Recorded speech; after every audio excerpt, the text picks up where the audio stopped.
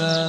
بسم الله الرحمن الرحيم. هل أتاك حديث الغاشية؟ وجوه يومئذ خاشعة عاملة ناصبة تصلى نارا حامية تسقى من عين آنية ليس لهم طعام إلا من ضريع لا يسمن ولا يغني من جوع.